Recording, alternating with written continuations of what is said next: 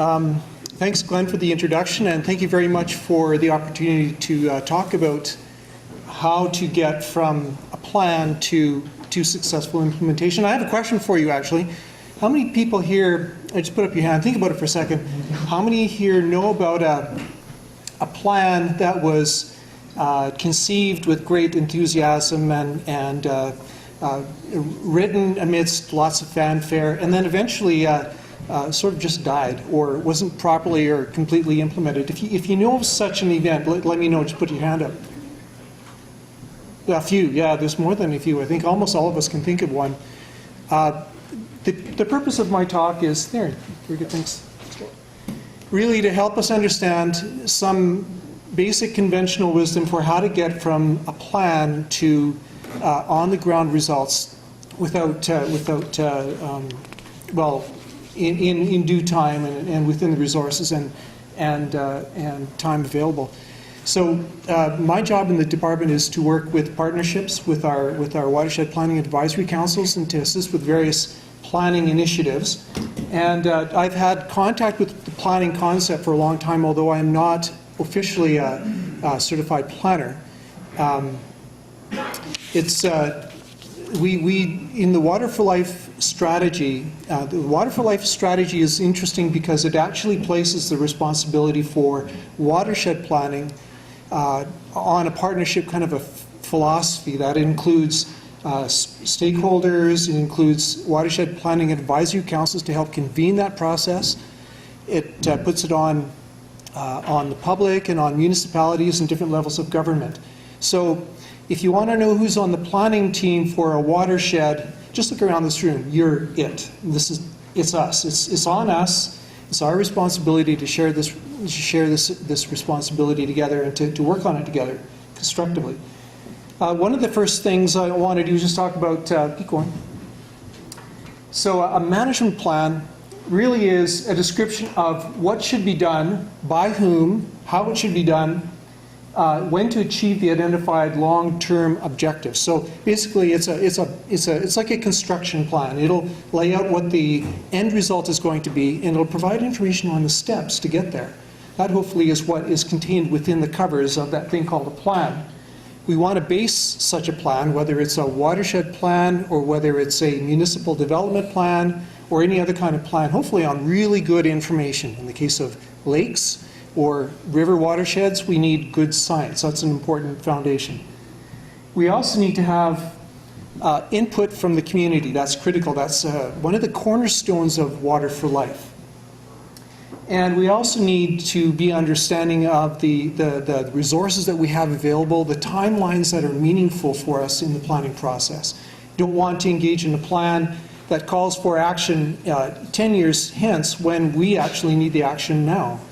And also in the case of watershed plans or lake plans or any other kind of environmental plan, it needs to be consistent with relevant legislation. So informally, this is not a formal departmental definition, neither was the previous one. We think of objectives as simply a description of a specific observable condition that we wish to achieve within a period of time. That's where we intend to be. That when you have your house plan, you look at that drawing and it shows you what your completed house is going to look like. That is, in a sense, an objective. Management actions are those discrete activities or actions that you can take that enable you to get from the concept of where you want to go to measurable, observable, on-the-ground progress. And that's hopefully what we are thinking about when we're thinking of plans and we're thinking about how to actually do the work we are outlining within that plan. So we also want to make sure that management actions, there's different words that we use to talk about the things that you do. You could talk about strategies. We also mention measures. Sometimes people talk about initiatives. There's a whole lexicon of words that we use to describe what is done as a consequence of the plan. But I'm using the word actions because it's a simple one, and it's the one that shows up most often in the plans that I consider.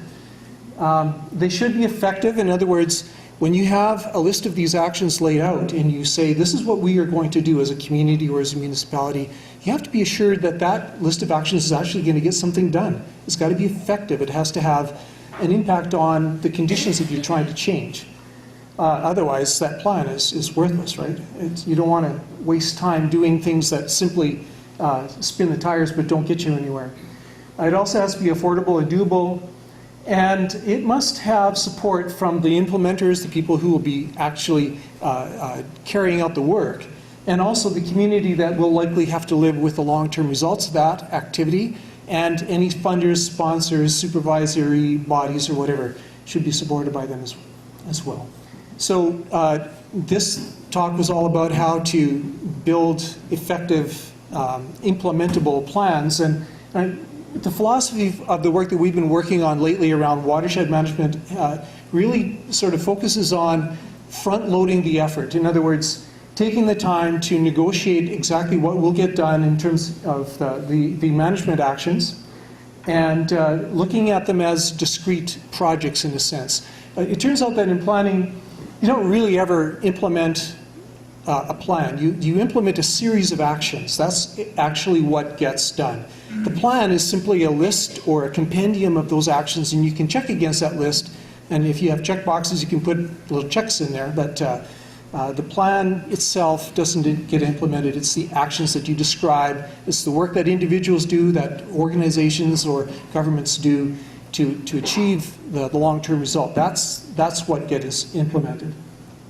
And thinking about it in that way, I think sometimes helps to get past that sort of planning paralysis that sits in on groups when you have this massive thing called a plan. It's between the covers of it's in a giant binder that's like 3 inches thick, and it's got all these charts and graphs and timelines and other stuff in it, and it looks pretty intimidating. But if you think of it as a series of actions that are individual discrete projects, it becomes a lot easier to imagine how it can get done. You need, as you go along, you have to test for efficacy and practicality. When I say efficacy, I mean the same thing as effectiveness. It's got to be, you always check to make sure that what is named as an action in the plan is in fact going to get the job done. And sometimes it means circling back and reviewing how progress is going. And if it's not going well, change it. Don't keep doing the same thing if it's not working. You also have to look at the package of actions that are identified within that plan, and hopefully you see that that package all together is going to accomplish the long-term aim. That might take more science to figure out, to provide the assurance that our management plan, if it's a lake plan, if this body of action is going to really work. We might need somebody like a Dave True or a consulting company to model or play the tape forward saying, well, let's do all these different things. If we do them, will they actually accomplish what we intend? Or will we find ourselves in 5 years' time or 10 years' time not having moved the markers because we didn't anticipate all the potential factors, or we didn't have strong enough or effective enough individual measures in the plan?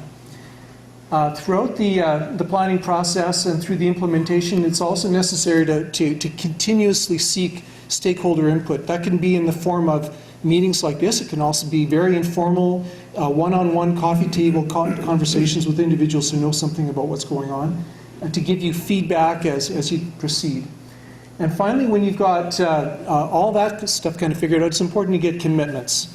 The implementers who are going to make the plan happen over time need to sign on the dotted line, line up the money, say, yes, we're going to take this on and we will be responsible for this particular project or set of projects or actions.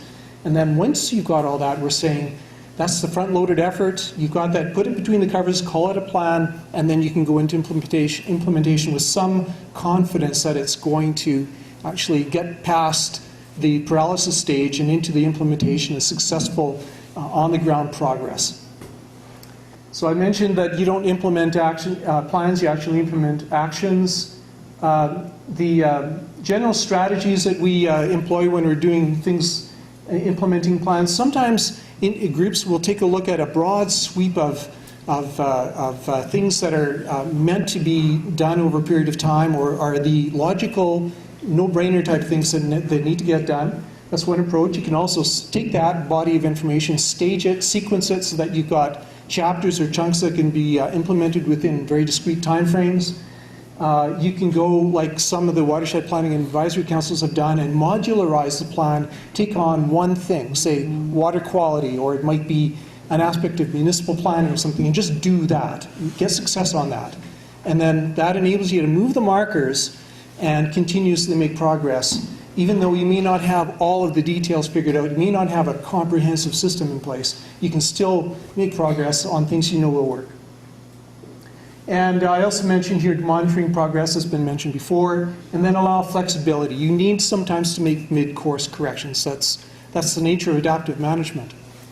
And one point I missed there was celebrating success. That's really critical. Sometimes you go through all this process, but if you never share the positive results with the community at large, with the stakeholders, with the ratepayers or wherever, these things kind of happen, and the momentum that can potentially build from having that positive public reaction from it isn't there because it's not shared. I think it's important to make a big deal out of successes and let people know and learn from those successes, what worked, and maybe from the things that didn't work, and use that to help build a positive momentum for more action. So we are just beginning this process. My comments have been largely informal. I'm not an expert in planning necessarily, although I've been around it for a little while. Hopefully you can take a look at this and see your place in the process. We have to think about cumulative effects. We're all users of this resource that we have in front of us, the lakes, the watersheds, the land, etc.